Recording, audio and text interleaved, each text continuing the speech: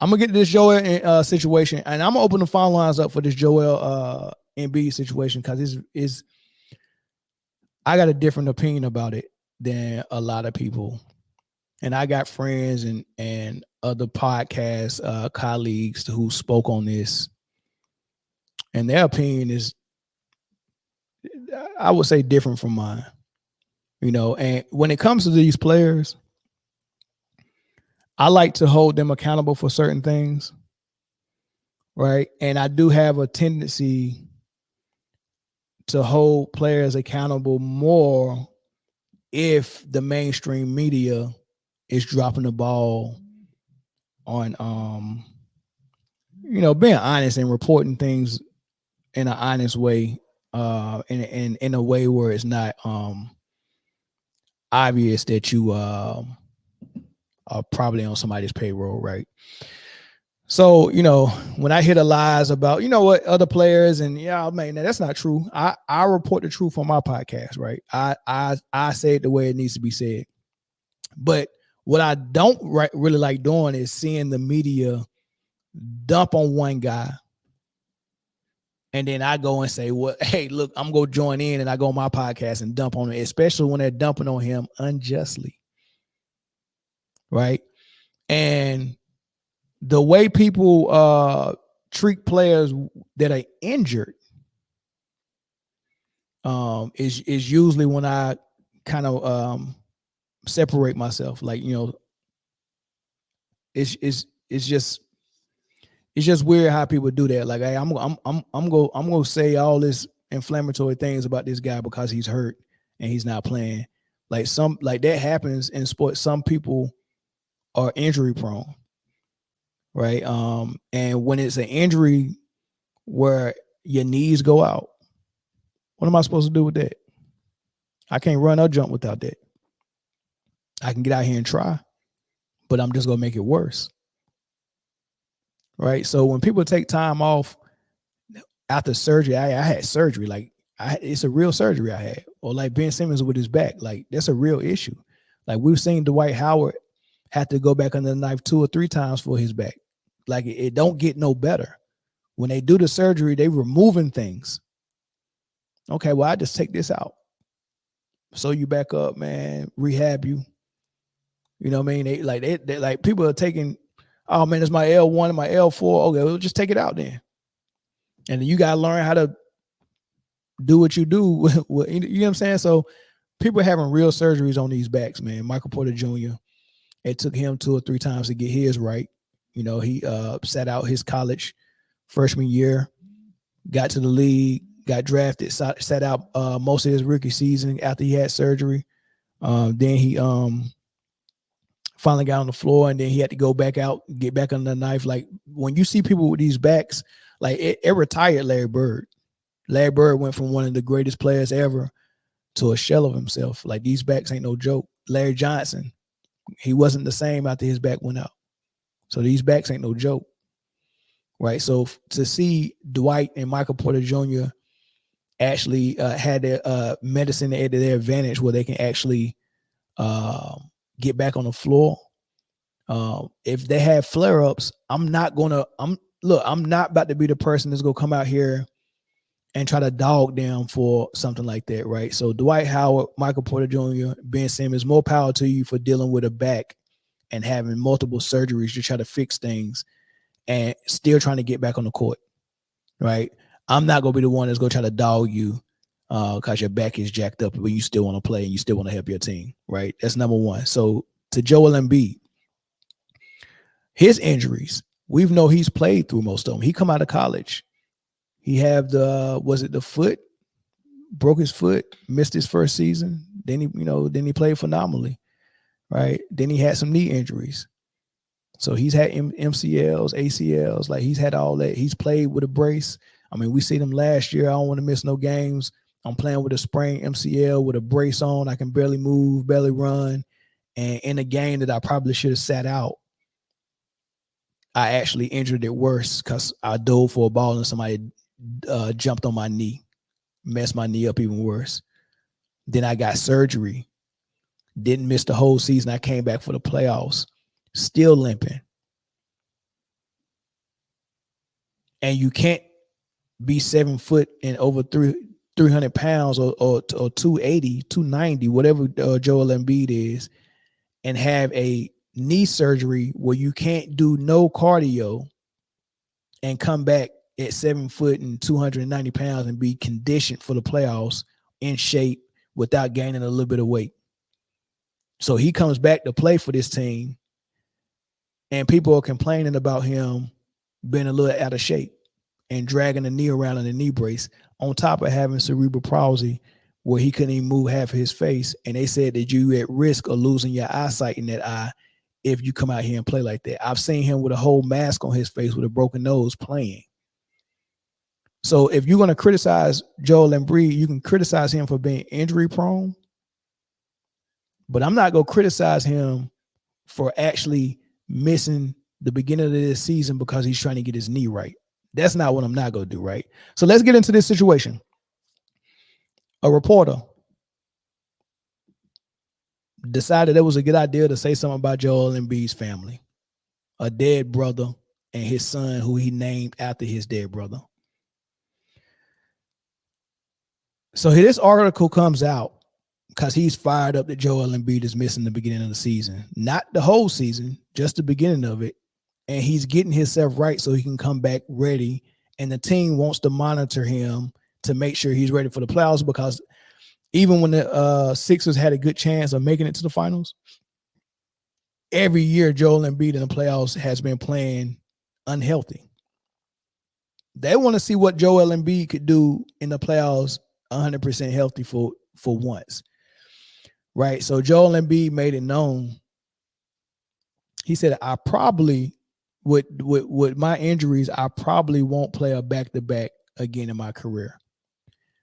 And he said probably. The reason why he said probably because it's not his decision. This is something the 76ers want to try to help him stay healthy. Maybe we can keep you out of back-to-backs. You know, that might help you, especially after a surgically repaired knee. You know, what most doctors tell players after ACL surgery or major knee surgery is, we want you to lose about 10 to 15 pounds because we want the least amount of weight on that knee while it's still getting stronger as possible.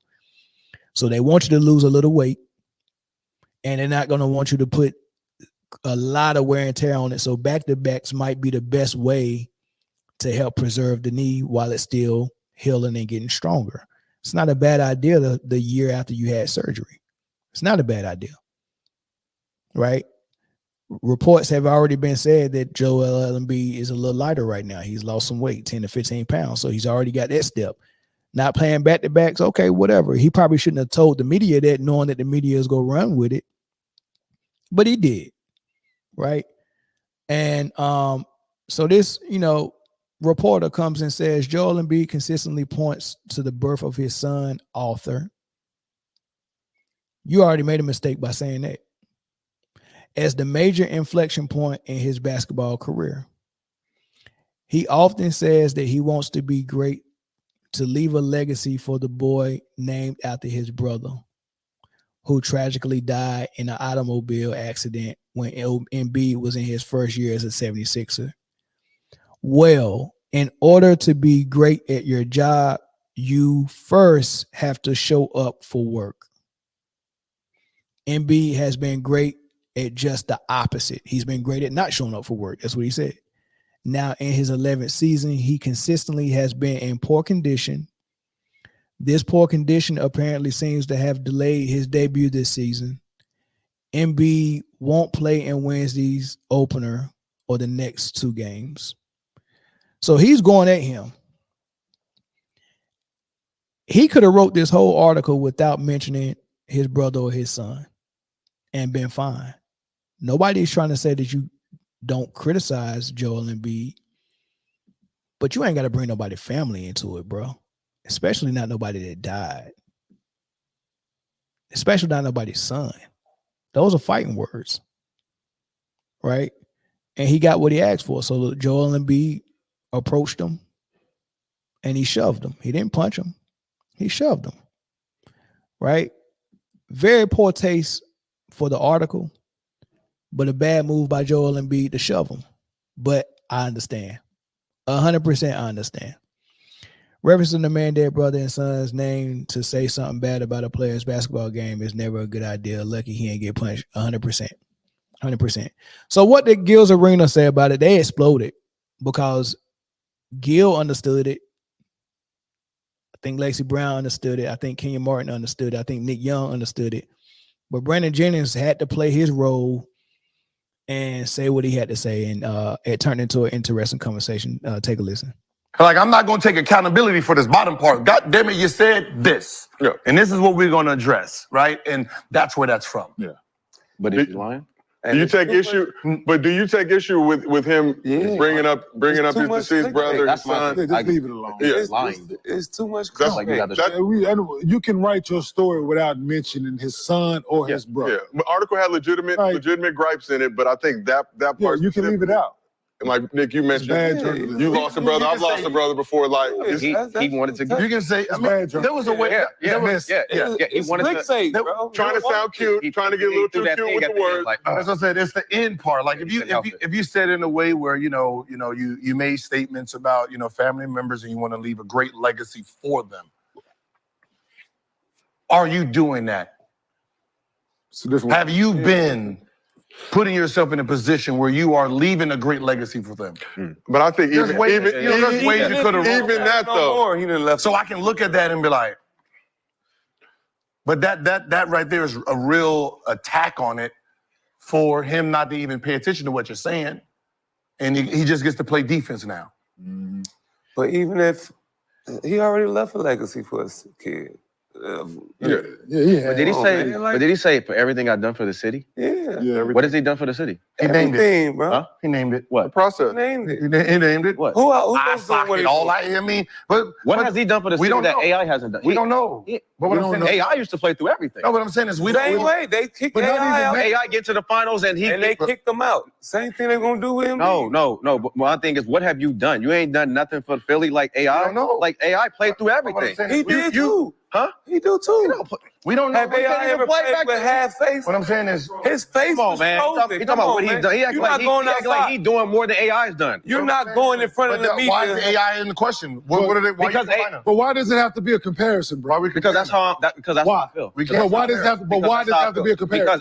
Because they don't make it right because you I fucking don't feel that care way. if it is. I don't care if it's right. So why That's my mention fucking it then? opinion. So why bring it up? It's my fucking opinion. Yes. So your opinion is fucking don't compare. Well, I don't care. That's my opinion. AI did what he did. He do what he Suck it up do. and go play. Suck it up and He go play. has. AI sucked it up and He- went to okay. in the finals 4-1, but I still fucking did it. But Go nobody fucking do it. but Stop nobody- being a big bitch. So he didn't ask you in the Go do playoffs? it. Go do it. He didn't. We are crashing y'all early. He didn't play on one leg. He's the one talking about. He didn't play on What one do you leg do for the last year? city? What do you do for the city? He Nothing. didn't play on one leg last playoffs. What do you do for the city? Nothing. Sit your ass down. He Sit didn't- your ass down. But he didn't.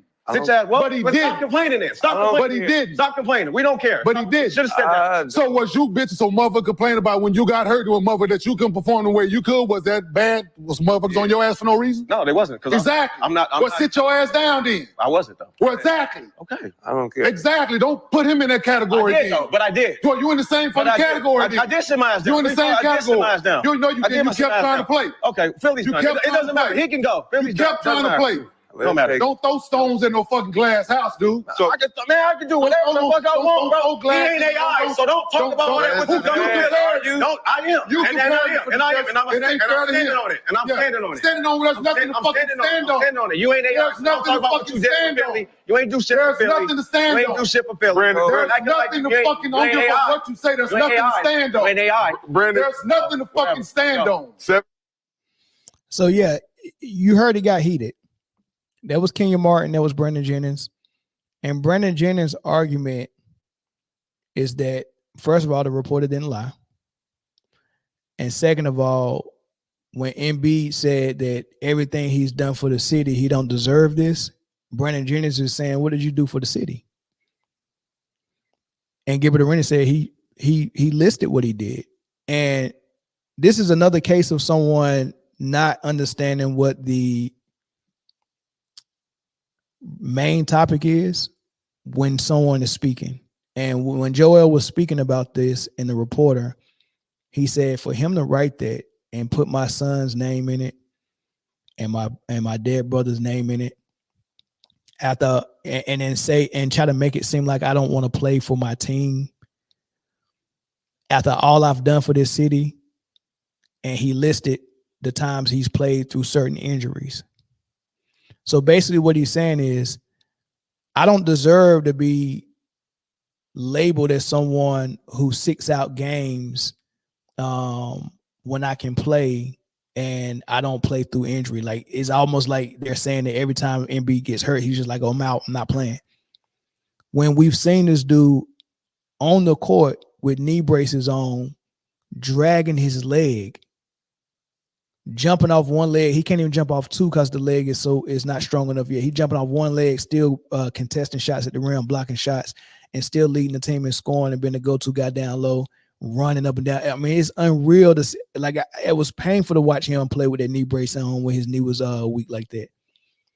And during the season when he was doing it, which ultimately got him having to get surgery again when he got hurt against Golden State.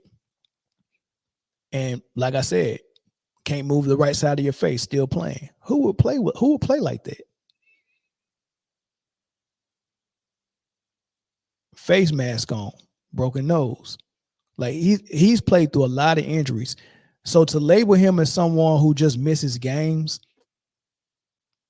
I can't help if my ACL tears. I can't help that. And if your ACL tears, you're not going to play. You can't play. You're supposed to sit that out. But he's not sitting out the stuff he can play through. Even some things he shouldn't play through, he's still playing through it. So label him as the guy who plays through injury and label him as a guy who gets injured often. That's great. If he's injury prone, label him as that. But don't label him as a guy who don't play through injuries or who sits out games. That's not him. That's what he's taking offense to. So what Brandon Jennings is saying is, you didn't do nothing for Philly. Yes, he did. And then he's trying to say, well, you didn't do what Iverson did, so you didn't do nothing for Philly. What the heck kind of comparison is that?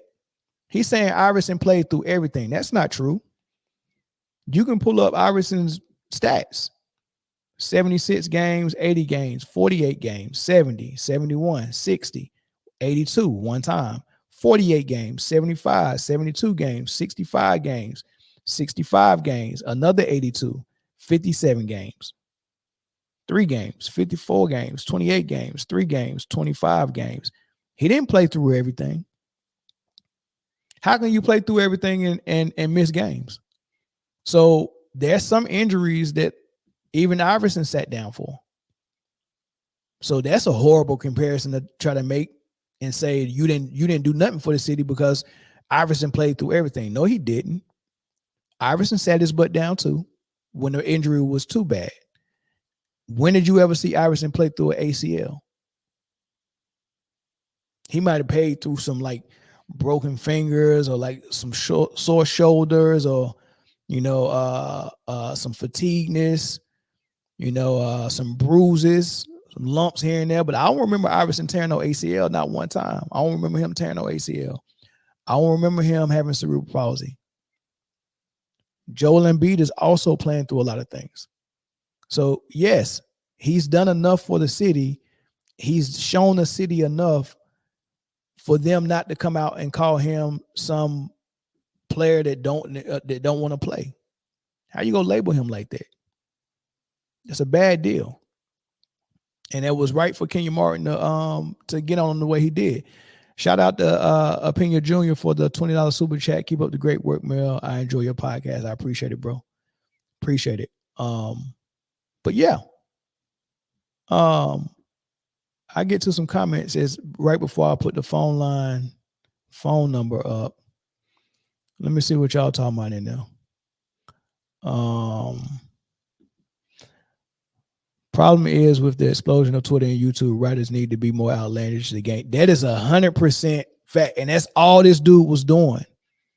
You could see the artwork and how he was writing, where he was strategically saying what he was saying to get a rise. Like like these dudes are, they're trained as writers.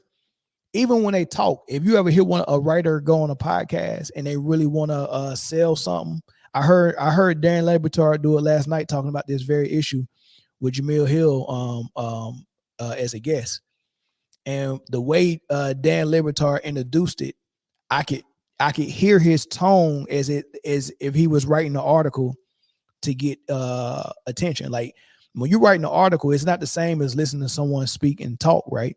You're reading it and you have to write it a certain way to like pop. But he was talking in the way he would have wrote it. And I was like, oh, I can hear the journalist in him. Like, he's selling this as he introducing it as a topic. I was like, wow.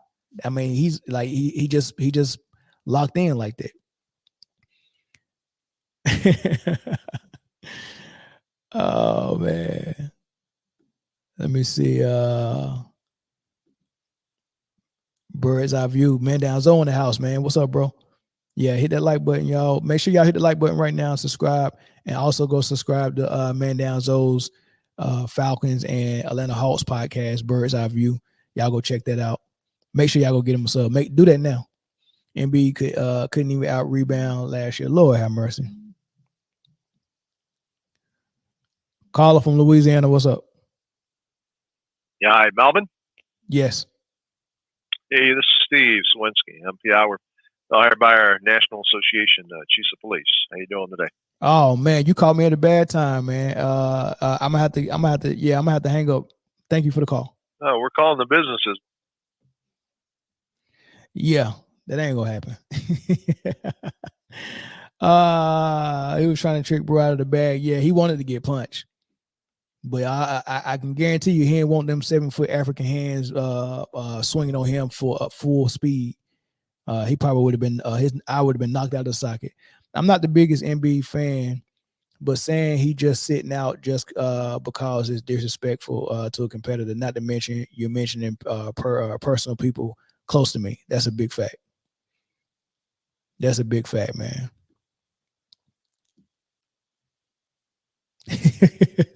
Mel finally defending a current player too long. What? Defending? I don't know if I'm defending them. I'm just calling it like it is, man. I'm just calling it like it is. That's all, man. I'm calling it like it is. All right, phone lines are open. Let's hear y'all thoughts, man. Don't let it be that police dude. That's crazy, man. He done called me a couple of times over the last 2-3 years, and it's been the same dude. Like, I need to block that number.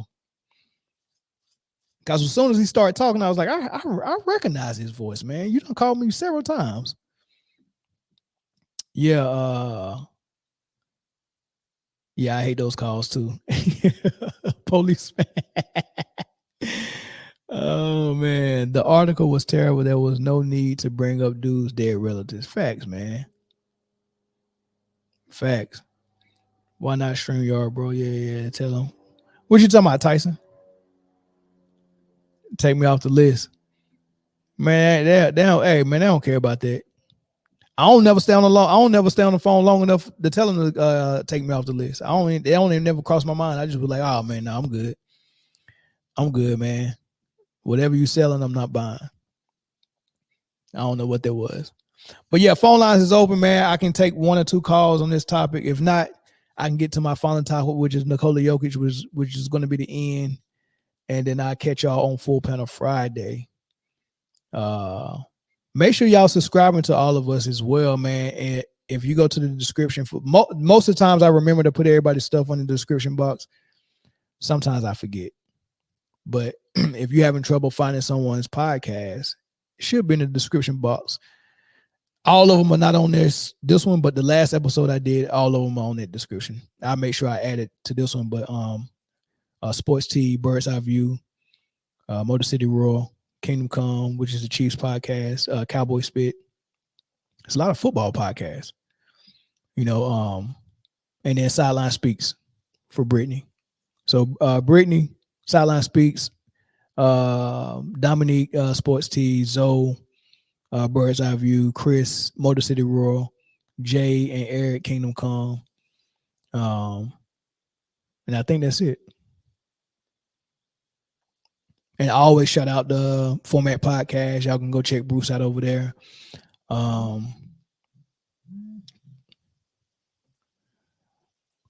from Michigan, what's up? Man, what's up, man? You already know who it is. It's your favorite caller, man, the World Breaker. What's up, man? What's up, man? What's up? Talk to me, man. What you thinking? You know what, Mel? I got to give you the pat on the back. Man, it's about time you defended a current player. God, leave. Hey, man, don't never say nothing positive. But no, I 1,000% agree with you, man. And at this point, if you're not a doctor, I don't want to hear no more complaint about people not playing through injuries. Like, it's just getting ridiculous at this point. We feel entitled to as well, and like we got to take a step back and catch ourselves because we join the crowd of, oh man, you getting paid $50 million, you need to be on the floor. Dude, I can't play on a torn ACL. What the hell are you talking about? What do you mean I need to be on the floor? I'm getting paid $60 million. I can't play on a torn ACL. I can't play if my back is so jacked up that I can't even jump. Like, what are you talking about? I need back surgery. I need knee surgery. I physically cannot play. What the hell are you talking about as a fan? You get paid $50 million. You need to be on the floor. Now, shut the hell up. And after the surgery, I'm going to take my sweet ass time getting back on the court because I want to make sure when I get on the court, I stay on the court. Joel Embiid has rushed himself back several times because of the pressure from fans and Philly and media. Joel Embiid is always hurt, blah, blah, blah. Okay, I'm rushing back. Last year, he was hurt. He should have sat those games out. He played because he didn't want to hear people's mouth. And then what they down there play with one eyeball. Exactly. Like, what do these people be thinking, man? You make $50 million. You need to be on the floor. And then they be saying irrelevant stuff like Brandon Jennings, where Iverson did as well. Man, Iverson used to sit out games too. Oh man, yeah, that was a bad take. I hope he was just doing that just to, help help the content or whatever. I hope he don't believe that because that was a terrible take. Yeah, it was bad. Ben Simmons didn't make up no injury, man. That dude got back surgery. Right. And I'm glad that you brought up the point of the players back in the day too. Like, they didn't, like, some of these guys, their career ended off these injuries, these back injuries and these knee problems. And these guys really trying to act like they were just so tough back in the day. Like, y'all didn't even last as long as some of these guys did. Yeah. I mean, Larry Johnson used to dunk on everybody. He had that back injury and couldn't even dunk no more.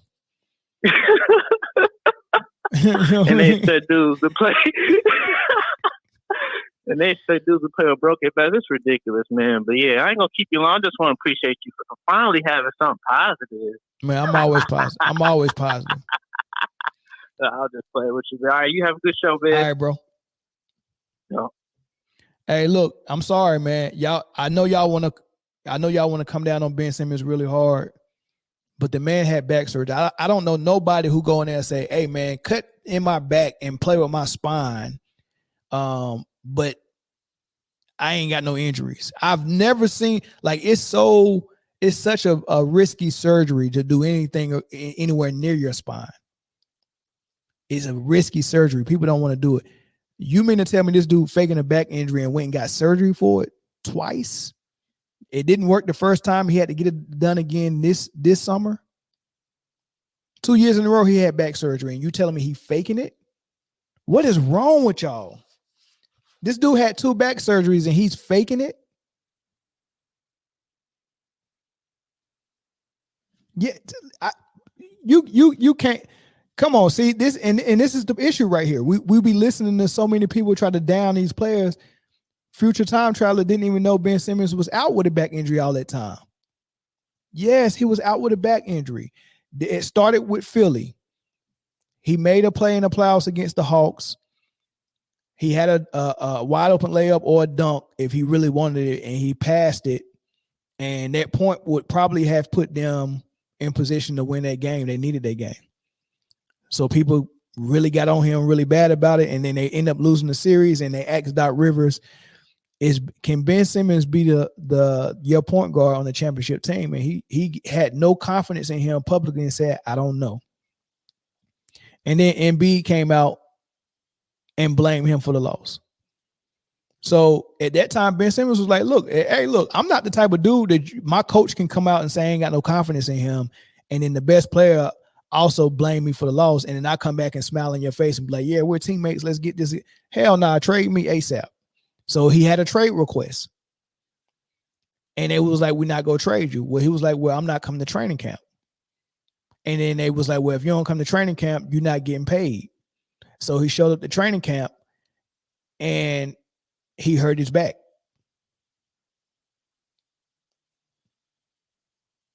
When his back was jacked up, they finally traded him. I don't know how he passed the physical with Brooklyn, but he shows up at Brooklyn and the back flared up so bad he couldn't get out on the floor. And Brooklyn really needed him. Couldn't get on the floor, man. His back was jacked up. So he had surgery that summer after the Brooklyn Nets lost to Boston in the playoffs. He had surgery that summer. After that summer, KD was already gone. Oh, did he play that summer with KD? I think he tried. Yeah, he played with KD now as much as he could. He wasn't shooting the ball. You know, everybody was complaining about him not shooting threes. And then his back jacked up again that summer. He had another surgery. I think he's had 2 or 3 surgeries on his back since he left Philly. So, yeah, all the time he was missing was due to his back.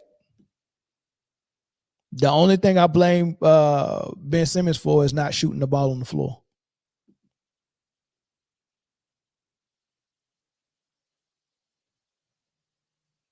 Well, I mean, I don't know about him being a fake basketball player. My problem with Ben Simmons is he don't shoot the ball when he's open.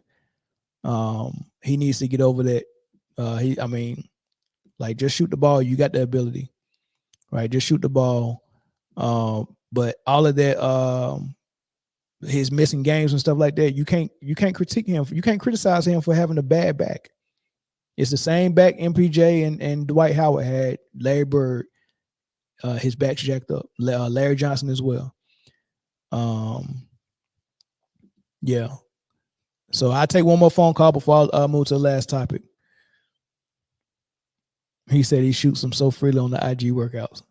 Yeah, but I mean, people just be quick to. I just can't wait, to dump on a player. It's a style to it. We've watched so much Stephen A. Smith and ESPN and those debate shows to where we feel like that's what we're supposed to do when we talk about basketball. And we just, we find a player that's an easy target and be like, oh, shoot, I got a hot take on Ben Simmons. Blah, blah, blah, blah. And they just go off on Ben Simmons and it's all, baseless. Which is the same thing what Brandon Jennings just did. All right, caller from Pennsylvania, what's up? Yo, it was good, man. It's G-Mo from New York. It's just my phone number's from Pennsylvania because that's where I went to school, but I'm actually from Brooklyn, New York. Oh, okay. What's up, bro? It was good, bro. Yeah. So I had 2 points. Great show, by the way. But I had 2 points. One was on the injury thing with Joel Embiid. There was an interesting segment. I can't remember which show it was, but it was Dwight Howard. And it was one of these podcasts. And he talked about how these teams, they will lie about your recovery time. So they put pressure on you, right? So like you have whatever injury, then you may have rehab surgery, or they may have that plan. And then the real doctor would be like, yeah, you're supposed to be out for like 8 to 12 weeks, whatever. But then the team will put out something like you're going to be only out for like 5 to 7 weeks. And you're like, wait, what? And so, I don't know. I see this starting to compound. It's probably going to compound a lot more in the future, especially with like the AAU culture. A lot of these players' legs are already done by the time they're 30, 31, 32, and they're playing in bodies that are a lot more older. But, something like Joel Embiid, being a Knicks fan, that guy, I don't know how he came back after game 2 or game 1, whichever one he got hurt in. But, the fact that he's going through all this now, he was never supposed to come back as early as he did with all these injuries. Yeah. And at some point, you got to look at the doctors, you got to look at the organization and say, all right, this has to be some type of malpractice somewhere because something's gonna come out, right? Well, it's already come out. Ain't there ain't a lawsuit going on with the Clippers dealing with Kawhi and his trainer? Oh yeah. I know there's a lawsuit. I know the trainer came out and said something. Was it like last week or 2 weeks ago? But see, the thing about it is that they might try to make the NBA might try to make it so it's isolated, right? Like unless you have some weird class action lawsuit, including all the NBA. They'll try to say, okay, that was just the Clippers. But you see it with all these other teams. And unfortunately, only people speaking out right now are the retired players like Dwight, right? So But, just looking at Joel Embiid, man, and I'm a Knicks fan. I don't like the Sixers, but, what he's going through, I don't know, maybe what type of drugs or whatever they put him on, whatever they hopped him up on last season, the playoffs, but that dude is not healthy whatsoever. Not at all. Not at all, man. And then he gave it a good go. He tried, bro. He played out of his mind. I hate he's a talented player. I hate playing against him, but again, he played on a quasi MVP level, as much as he could last year. With Maxey, he's really his only viable number 2 guy. Oubre had some decent games, but he was a man amongst boys out there. Yeah, and honestly, it took a Herculean effort to kind of bring him down, because at one point it's just like, bro, how do you stop Embiid? He was unstoppable against us. But yeah, I kind of feel for him. And then my second point was on the Ben Simmons thing. So yeah, I agree. You from Brooklyn? I'm interested to hear this one. So first of all, I hate the Brooklyn Nets. By the way, I used to live right near to where they are now. That place is all gentrified. No one. Let me tell you something, man. We don't mess with no damn Brooklyn Nets, man. They always be New Jersey Nets to us, man. Screw all that Brooklyn Nets crap. But the thing about it with Ben Simmons, right? So I have a herniated disc, right? I got herniated in my L4 nerve damage in my L5. So I know how hard. And I used to do a lot of heavy lifting, Olympic lifting, all that stuff, right?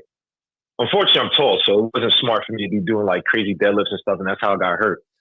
So I know how it feels to play with a herniated disc. You're just not the same anymore. Like unless you get a lot of PT and stuff like that, but you're just not the same. So I understand like back injuries, and I get that on his side. But there's a difference between him and the players of yesteryear, right? I'm talking about the Larry Johnsons. I'm talking about Jamal Mashburn, who every other season he's always hurt, but he's always able to give you 12, 15 off the back, like even on his bad days, right? Correct. Ben Simmons has not really elevated his game, right? A lot of things you read about him pre-draft, right? I know people wanted to kill the guy who, I think it was a draft DX guy. I'm forgetting who it was. But a lot of the scouting that you saw with Ben Simmons back then, it really hasn't elevated. What I mean by that is that, okay, your back is hurt, right? What they tell you to do back in the day, get your butt in the post so you don't have to use your speed and acceleration, play a little bit more under rim.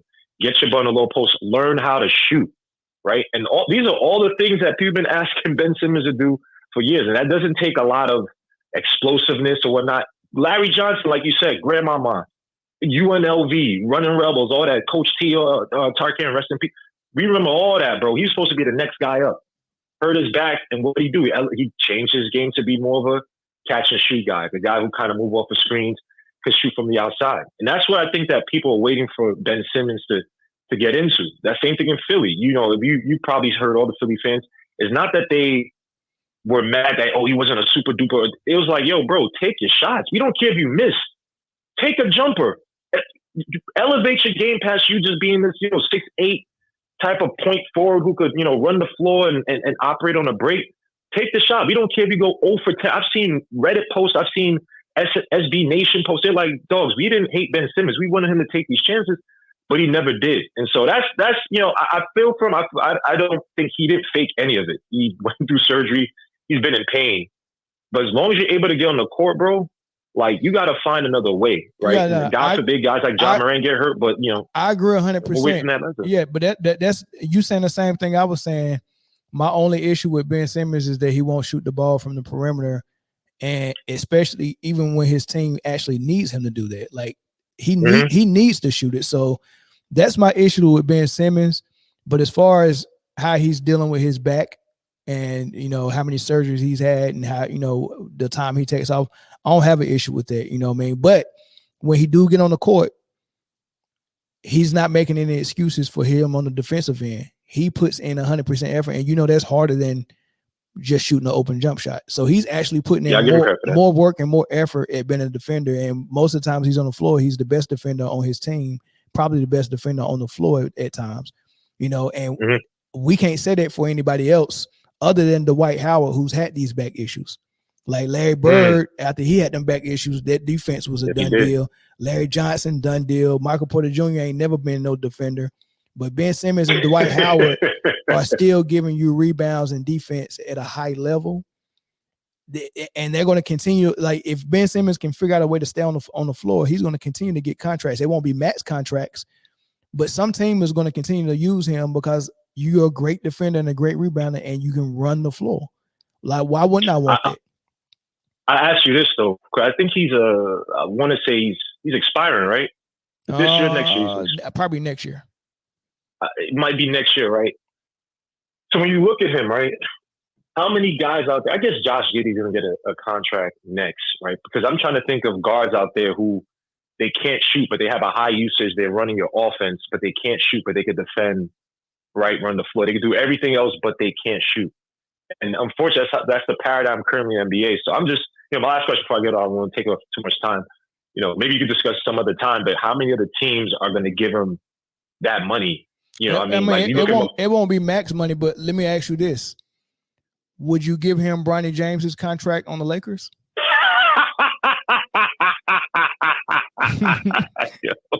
Yo, you stupid, man. Yo, Bronny James is the second greatest player of all time, man. I gotta wait for this boy. I know. With his 36% from the field in college, his 24% from three, his little man. Look, y'all might kill me for this. I'm gonna get over this before I always get killed, man. I had an argument about this, about the nepotism. I'm like, bro, you know how many players out there that they would just like to have the chance to sit on the bench? Because you look at a team like the Knicks, Cameron Payne got hurt. Shamet got hurt. Now we're looking at the bench for the 14th guy and saying, hey, who's out there who can contribute? Correct. All you need is one chance. And it may not be, okay, you may not be with the original team, but somebody else might be looking at you like, hey, yo, we could use that. So, look, man, Bronny James, God bless you, bro. You're already a millionaire, but son, come on, dogs. Yeah. Really? Yeah. Come on. But, yo, thanks for taking my call, man. I appreciate you, man. I'll be in the chat, man. All right, no doubt. Peace.